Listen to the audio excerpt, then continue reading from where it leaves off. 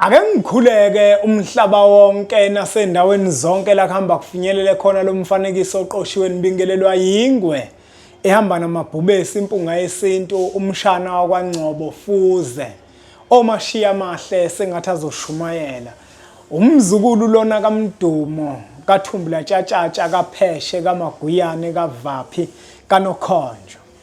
Uyazi bafowethu kunomuntu okaphuphe abantu bakubo belwa kodwa uthola ukuthi abakazi baxabane nangelilodwa ilanga. Kwesinye isikhathi aziphuphe yena elwa nomzali wakhe. Kwesinye isikhathi aziphuphe yena elwa nomfowabo okanye udadewabo. Kuya ngokuthi iphupho lifika kubani, lifika kanjani. Kodwa la sikhona sike kutheni kunomuntu okaphuphe abantu bakubo belwa okanye aziphuphe yena elwa nomuntu wakubo kodwa uthothi abakazi baxabana. Lelo phupho lisuke lingasho ukuthi nizoxabana. Njengoba uziphupha wena ulwa nomfowenu akusho ukuthi nizoxabana. Kodwa ukhumbule ukuthi inkulumo yabantu abadala ihlala ngaso sonke isikhathi ijulile. Wena iphupha kufanele ukuthi ulibuke ngendlela elenzeke ngayo. Yingakho kubalekile ukuthi uma ufisa ukuhlaziyelwa iphupho udinga ukulibuza kumuntu ophiwe isiphiwo sokwazi ukuhlaziya ngoba iphupho alihlaziywa ngolwazi kodwa iphupho lihlaziywa ngomoya. Namuhla ke ngiyimpunga yesintu ngifisa ukuzokhuluma ngenhlambuluko ephakathi kukamzali nengane ayizalayo. Okungaba ubaba nendodana yakhe, ubaba nendodakazi yakhe. Okungaba umama nendodakazi, umama nendodana. Phakathi kukamzali nengane ayizalayo. Phakathi kwemizi yobaba bethu nomkhulu bethu ukuthola ukuthi kunenhlambuluko esibambile ephakathi kamkhulu nokhokho. Umkhulu wabeka ukhokho isandla. Ukhumbule ukuthi umkhulu uyingane kukhokho, uphuma esendini lakhe. Ukhokho kungenzeka ukuthi uyena owaqala wasiphakamisa kuqala isandla washaya umkhulu. Umkhulu naye wabe sephindisela. Manje labantu bobabili baze badlule emhlabeni bengazange bayenze inhlambuluko cishe ngakhohlwa. Webafowethu sibhalile incwadi ezifundisa isintu. Mawubuka la indlela yesintu sibhalile sachaza ngenhlambuluko ukuthi yini, sachaza into eziningi. Le ncwadi ke zombili sithini isintu nendlela yesintu zicoshwa phansi njengamanje ikhombo le esiyenzela abantu ekade besihlupha besikhalela ukuthi impunga yesintu usiphinde phela ngamakhombo. Nayi ikhombo bafowethu zombili le ncwadi 850. Ushayela zona inombolo lezo lokuzibona zivela escreen sakho senza inhlelo zokuthi sikuthumelele. Uma iyodwa indlela yesintu i750. Sithini isintu iyodwa i450. Kodwa njengamanje zizombili uzithola ngo850. Amakhombo ke bafowethu awu20 kuphela. Imbila yaswela umsila ngokuyalezela. Kukhona ke into eyiphuthe elikhulu abantu abake bayenze uma benza inhlambuluko ephakathi kukamzali nengane. Ukuthola ukuthi umzali bagcina belwa nengane yakhe. Umzali wabeka ingane yakhe isandla. Mhlambe umzali eyisola nje ingane entweni mhlambe ingane engafuni ukusolwa kuyona okanye ngenkathi umzali eyisola yangasoleka. Ngoba abantu abaningi abafuna ukusolwa abazali. Iningi ke labantu loniwe kakhulu imfundo. Mayifika impunga yesintu kimi yathi mfana ungabi isifundiswa kodwa yiba ofundisekile. Ngike ngijabule mina mangibona umuntu enamajazi kodwa ngithi mangimbheka kasona isifundiswa ungofundisekile. Ngoba uma uyisifundiswa ukushintsha indlela ocabanga ngayo nezenzo zakho ziyashintsha.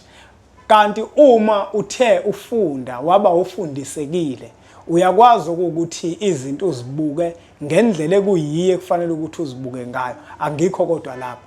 Ngenkathi umzali eyisola ingane yakhe entweni bekufanele ayisole njenganomzali ngoba umzali mdala bese ingane ngokusa ingafuni ukusolwa.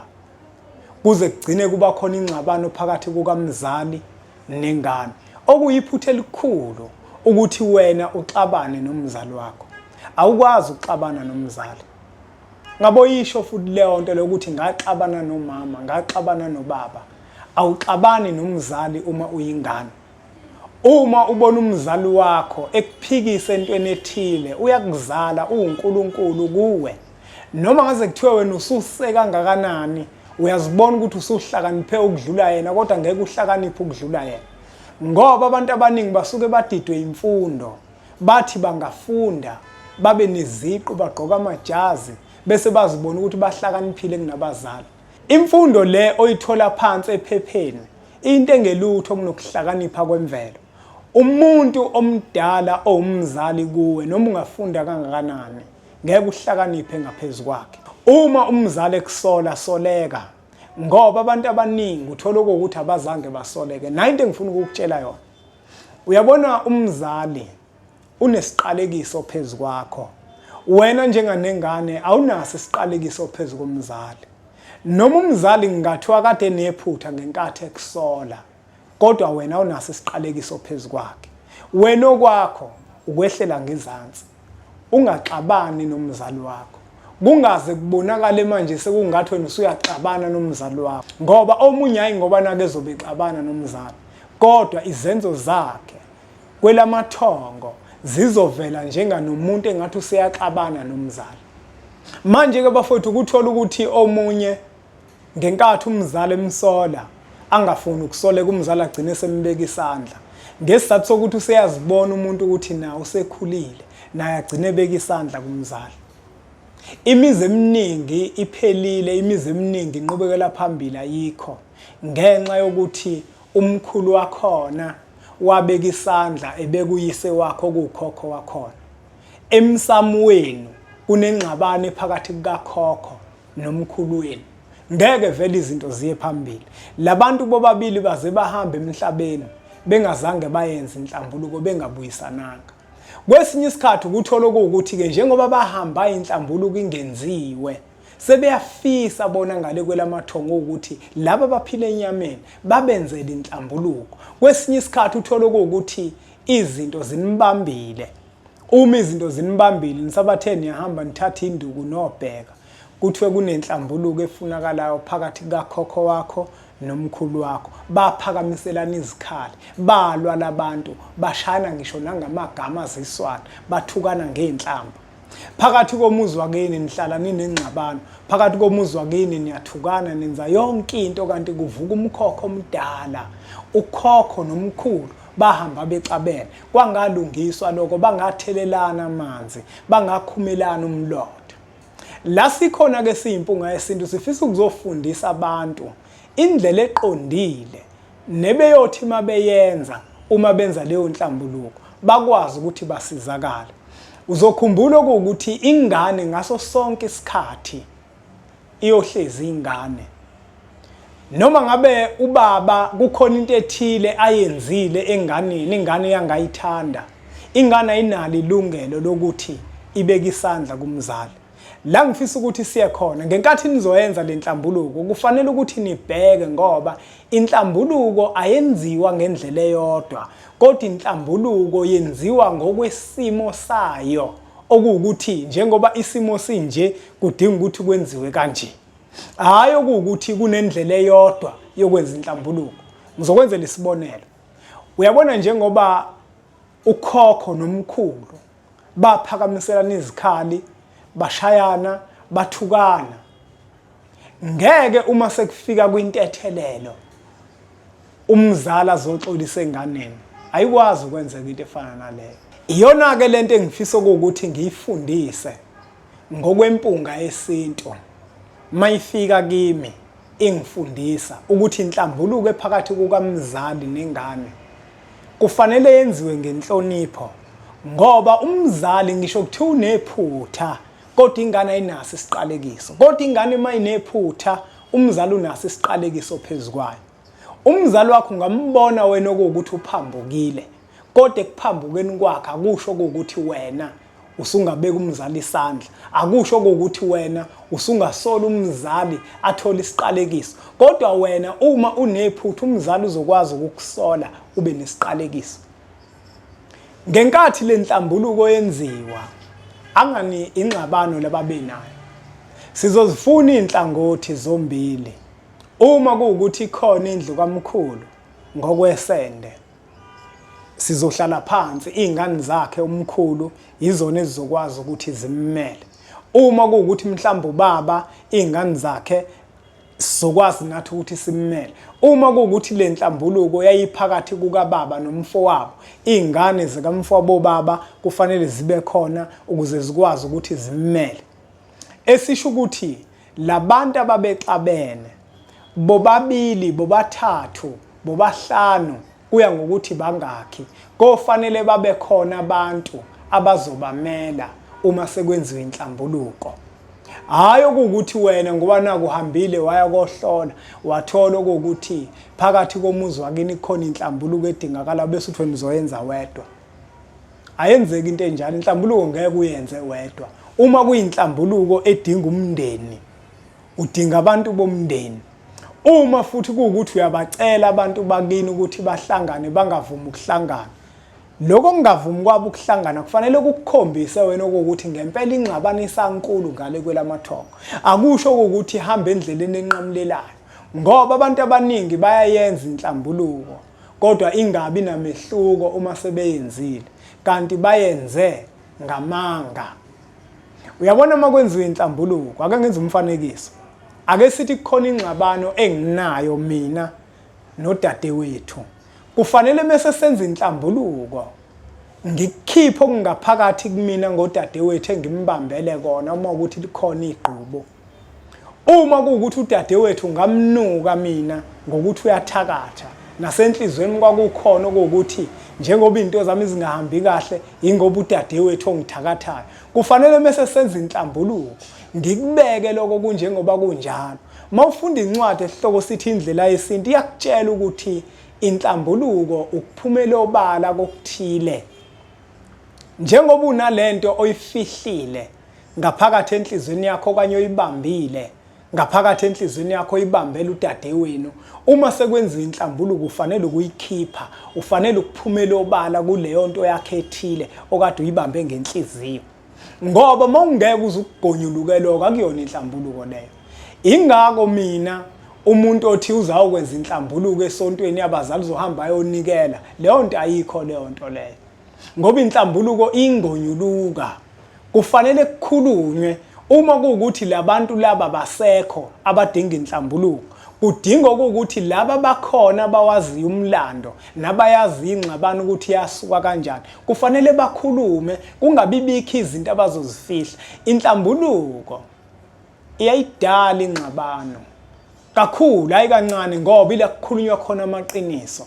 Uma nizokwenza inhlambuluko kufanele nizilungiselele ukuthi ningabambana ngisho nangedhluthu, ngoba kusuke kungeziwe ukuzodlalwa, kuzokhulunywa amaqiniso, kuzokhishwa ingonyuluka. Leyo ngonyuluka leyo iyona inhlambuluko ngqo. Nabaka abazali kade bexabene, baphakamiselana izandla, baphakamiselana izikhali, bashayana ngamagama aziswana, kwaba nje utalatiya lodwa phakathi kweceke. Nathi futhi lento sesiyayibona ukuthi iyenzeka kuthina.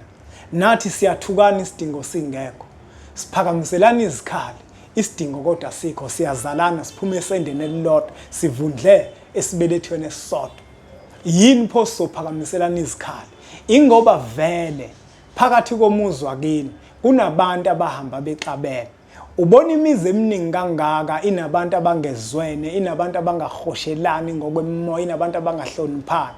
Imkhokha lena engazange izivalwe phakathi kwemizi yasemakubo. Kunabantu abahamba benenkani, banqaba ukubuyisana. Mabefika kwelamathongo, amathongo afika babopha.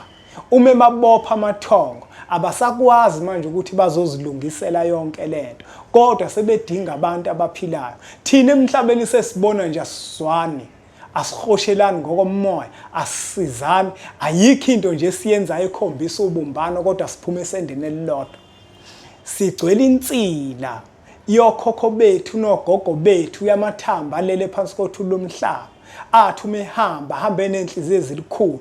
Ingakho ke kubalekile ukuthi nani nine nisele, thambisani inhliziyo, lento eyanixabanisa ilungiseni nisanganene okwethuna, ngoba uma sekufika isikhathi sokuthi niyahamba emhlabeni ningayilungisile leyo nto nofike niboshwe ngale.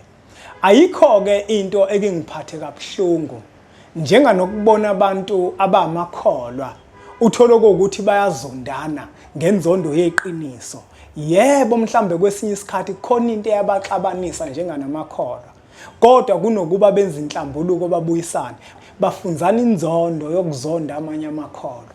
Uyikholwa elinjani okwazi ukufunza omunye umuntu ngenzondo, umfundisi ukuzonda omunye umuntu, umfundisi ukuzonda omunye umuntu ukuthi njengoba ekholwa laphaya muzonde lo muntu?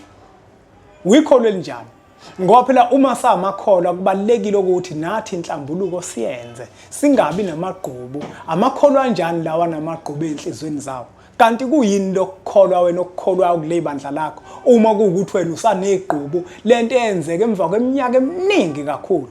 Kuxolelwana nini? Kuxolelwana nini? Into eyenza konke lokho ingoba abantu kunenhlambuluko zasemakubo abangazilungisile, kunabantu emakubo abahamba bexabene, kunabantu abahamba namagqubu enhlizweni zabo. Wena njengoba ususonta ukhohliwe ukuthi kunezinto ezinjalo kini ezidinga ukulungiswa. Labantu bakini sebeyakuvukela bathi nawe wozofundisa abantu okhonza nabo ukuzonda abanye abantu abakhonza kwezinye indawo. Yini nje wena ekuxakayo ngokuthi umuntu ukhonza lekhonza khona? Yini ekwenza ukuthi kube khona abantu wena ozobafundisa ukuthi lo ngoba ukhonza lapha udinga ukuthi umzondo ungasondele eduze kwakhe ungamsizi ngalutho? Uyikholwani mawunjalo? Ingoba unensila yabantu bakini abahamba bexova izinto namanje basazixova, sebexova ngawe nawe bakwembethe. Inhlambuluko bafowethu iwukhiye, inhlambuluko wokulunga komuntu, inhlambuluko iwukhiye wokuqonda kwezinto phakathi kwegceke, inhlambuluko iwukhiye wayo yonke into eniyifisayo phakathi kwegceke. Ngoba uma ningeze uyenza inhlambuluko ibidingakala, izinto ngeke ziye ndawo egcekeni lomuzi wakini. Inkinga-ke inhlambuluko ngoba imizi eminingi uyibona ifile nje ibulewe yiyona. Amabandla nawo futhi ngokunjalo abulewe yiyona inhlambuluko ukuthi awafuni ukwenza inhlambuluko. Engxabanweni ababanazo abafuni ukwenza inhlambuluko.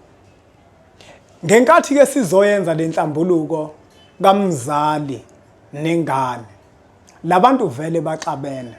Kodwa ekuxabaneni kwabo la ngifisa ukugcizelela khona kakhulu, ukhumbule ukuthi oyedwa uyingane, umkhulu uyingane kukhokho, ukhokho uwumzali. Ngamafuphi ukhokho uNkulunkulu kumkhulu. Umkhulu engeke azabe khona ngaphandle kukakhokho. Umkhulu uphuma esendeni likakhokho. Le nhlambuluko ke mase sesiyenza sokhuluma sikhipha ingonyuluka, sikhulume yonke into esiyaziyo ekuyiyona yabaqhatha. Emva kwalokho kofanele ukuthi lamazwi lawa abajijelana ngawa neziswana kufanele sithole imbuzi yokwageza. Sizothola imbuzi yokugeza lamazwi kukhokho, umkhulu awajikjela kukhokho. Sizogeza amazwi aziqalekiso ukhokho awajikjela kumkhulu, ngoba umkhulu uyingane kodwa ukhokho uwubaba kumkhulu. Ngenkathi ukhokho ejikjela amazwi kumkhulu aphenduka isiqalekiso, ngoba ubaba kuphela, umzali kuphela onesiqalekiso phezu kwengane. Ingane ayinaso isiqalekiso phezu komuntu omdala. Umkhulu naye kunamazwi awajikjela kukhokho, kodwa lawo mazwi akusho ukuthi abayisiqalekiso kukhokho, kodwa amngcolisa ukhokho, ngoba kungenzeka ukuthi kwakuyinhlamba. Noma ngabe imapha amazwi aneziswana, mawujikjela ngawo umuntu nje umshaya ngawo, lawo mazwi uyadinga ukuthi uwageze. Kodwa umehluko uba sekutheni umzali yena unesiqalekiso enganeni. Ngaso sonke isikhathi bafowethu, uma umzali eke wakhipha isiqalekiso wasibhekisa phezu kwakho, ngisho isizukulwane sakho, uma kuwukuthi lawo mazwi ngeke uwageze kuwe, ngeke uyicele intethelelo kumzali awahoxise lawo mazwi, ngisho isizukulwane sakho ayosembatha lawo mazwi. Ngenkathi ke lembuzi ke izohlatshwa kuke kukhulunywe okuwukuthi ke la sigeza wonke amazwi ayiziswana umkhulu awaphimisa washaya ngawo ukhokho. Kuya ngokuthi lo muntu enimlungiselayo ubani, inhlambuluko iphakathi kukabani nobani. Siyacela futhi kuwena khokho ukuthi nawe amazwi ayiziqalekiso owawabhekisa kumkhulu siyacela ukuthi uwahoxise, nawo siyacela ukuthi siwageze ngamafuphi. Sizogeza wonke amazwi nengxabano ezabakhona phakathi kwenu nezikhali enaphakamiselana zona uma nashana kwabakhona amanxeba njalo njalo kuwe ngokuthi impi kade imi kanjani. Ngoba lana uyabona ukuthi kushubile uma impi nje isesendeni kusuke kuyinkinga kakhulu bafowethu, izinto ngeke zihambe kahle. Nisho ukuthi ke sigeza konke okungalungile nokwanenza ukuthi ngenkathi nixabana bese kube khona ugcobho kwelamathongo. La nikhona ke leyo ngxabano yenu namhlanje siyayivala. Siyacela ukuthi phakathi kwalomuzi kungaphinde kube khona abantu abayoxabana nabayophakamiselana izikhali. Nihleli ngaphandle komuzi kwendlela amacansi kwenetshwe, kuhleliwe phansi bhaca, iyakhulunywa lento ngaphandle komuzi. Khulunywe yonke lento ngoba le nkulumo lezi ezikhulunywayo inkulumo vele sifuna zisalele ngaphandle. Le ngxabano lezi nizikhiphayo ingxabano efuna zisalele ngaphandle. Mawufunda indlela yesintu ke kukhona inhlambuluko othola ukuthi izoqala ngaphakathi noyiphethela ngaphandle. Kube khona inhlambuluko esizoyenzela nje ngaphandle. Le nizoyenzela ngaphandle nje nikhulume niqede. Mase nikhulumile bese ke emva kwalo kuyahlatshwa ke lembuzi phezulu kwalamagama ekade ngiwaphimisa. Isiyanqunywa lembuzi. Sekukhishwa ingoba phakathi kuyona kuthatha umswane nenyongo kufakwe igazi kancane. Sesiyageza sonke. Zombili le nhlangothi lezi zizogeza manje kugezwe. Bese ke kubuyelwa ngaphakathi. Kubuyelwa ngaphakathi nje kuhutshwa ingoma yasekhaya, hayi ingoma yasesontweni. Miningi ke imphuphe eyake yangithinta. Ingithintela nje xabana nami ekutheni ngithi mina uma kwenziwa izinto zasekhaya kuhutshwa ihubo lasekhaya hayi lasesontweni. Bazothi bona mina ngiyidimoni elikhulu elizobhidliza inkolo. Imphuphe yonke le ekhuluma kanjalo. Umuzi nomuzi unehubo lakhona ekufanele lisetshenziswe. Akusho ukuthi ngoba nakusokwabakhona inkolo sekufanele manje kuzogiya inkolo. Wena wedwa uhamba ngale nkolo yakho.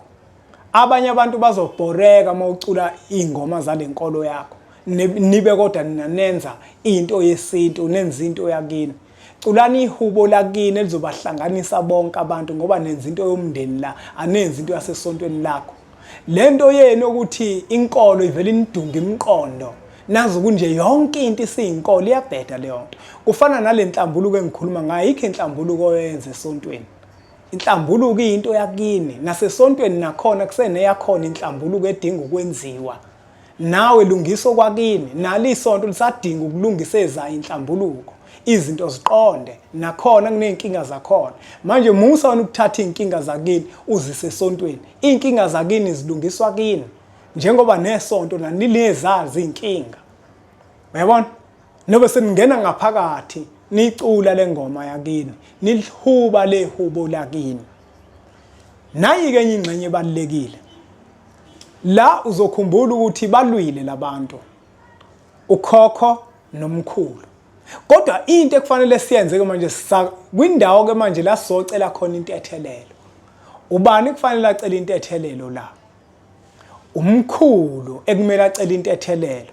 Uzokhumbula ukuthi impunga yesintu ithe umzali uma esole ingane inalo ilungelo lokubeka umzali isandla. Uma kuukuthi lento umzali ayisola ngayo ingane ayihambisani nayo.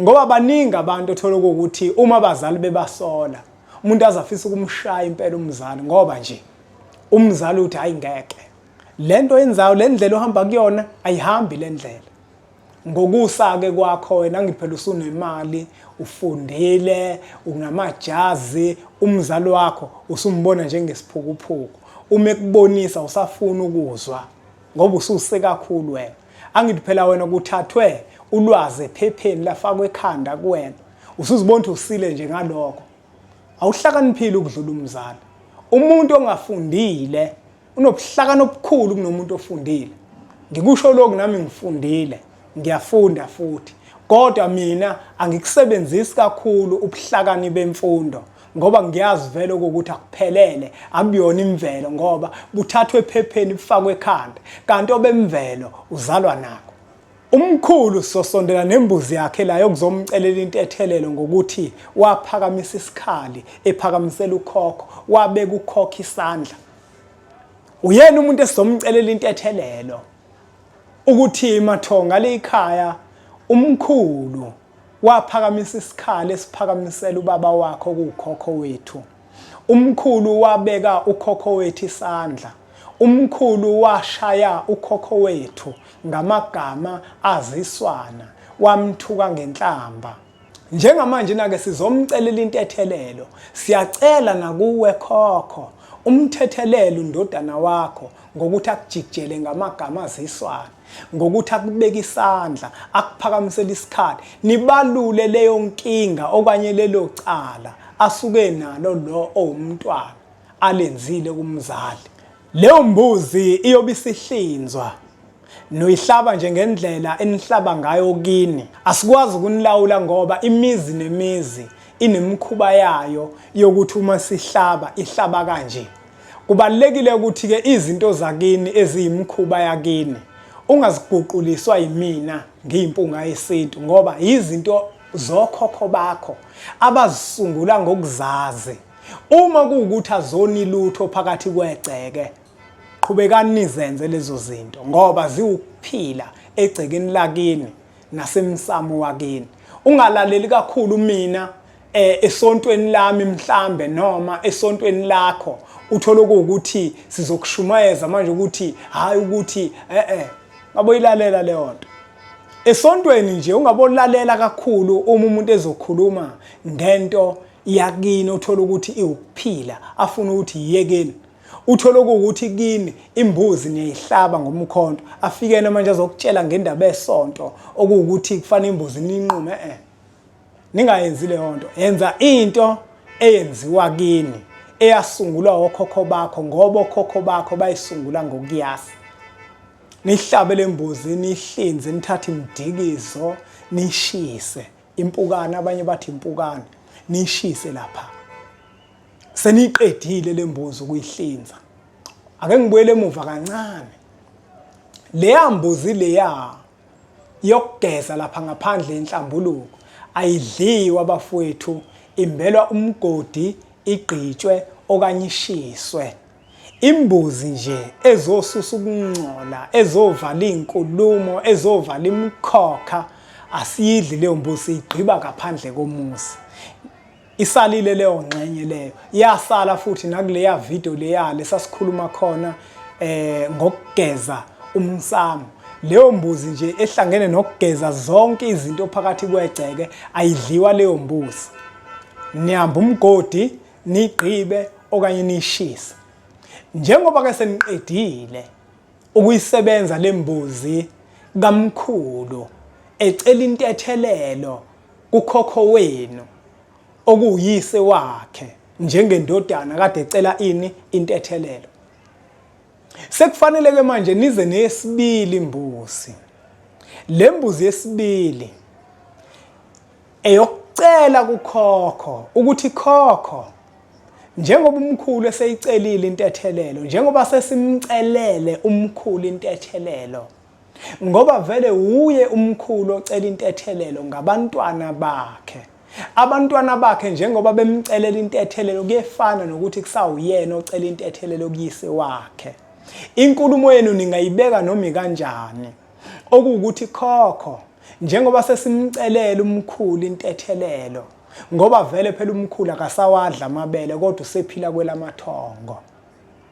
Ngale mbuzi ke khokho siyacela sabantwana bakho umkhulu, siyacela singabazukulu bakho umkhulu ukuba njengoba sesimcelela uxolo ulwamukele uxolo lwakhe. Hayi ukuthi lembuzi nizoqhamuka senithi khokho ngale mbuzi ke sithi yamukela uxolo lukamkhulu okanye nithi nayi ke imbuzi yokwamukela uxolo lukamkhulu. Hayi, akuhambi kanjalo.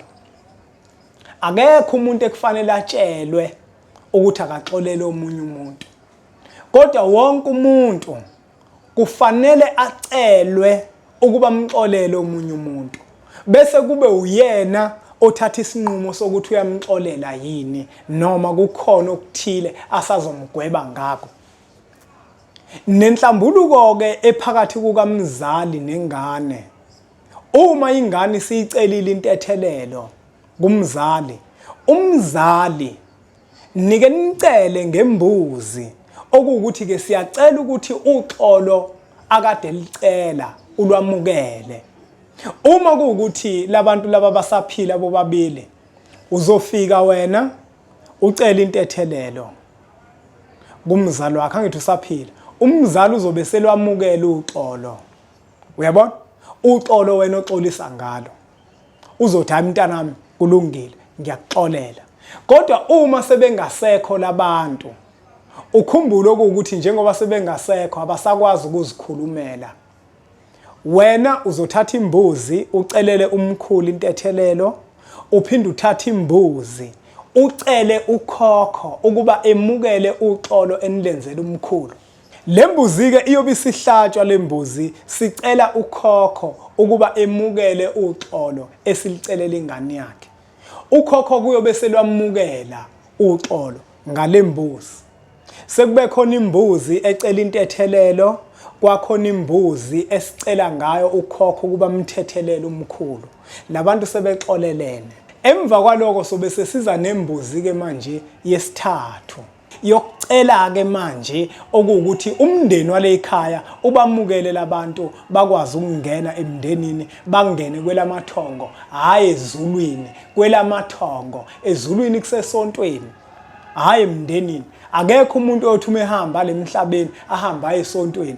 Wonke umuntu umehamba lemhlabeni oyemndenini yakubo kwelamathongo. Okusho ukuthi le nhlambuluko idinga imbuzi yokugeza ngaphandle, imbuzi yokucela intethelelo sicelela ingane, yokucela kumzali ukuba emukele intethelelo eceliwe ubani ingane, bese kuzoba khona imbuzi yesine yokucela manje umndeni okuwukuthi ubemukele kwelamathongo. Hayi bafuna singageqa amagula. Nazi incwadi zethu siyimpunga yesintu ziyatholakala, ikhombo le i850, inhlambuluko sibhalile ngawo la kwincwadi yethu esihloko sithi indlela yesintu. Ngiyacela ukuthi siyithathe imifanekiso eqoshiwe siyidlulisele kwabanye abantu ngoba nakubona izoba usizo olukhulu. Bese siqhubeke njalo subscribe kwi-channel yethu enkulu Impunga Yesintu TV.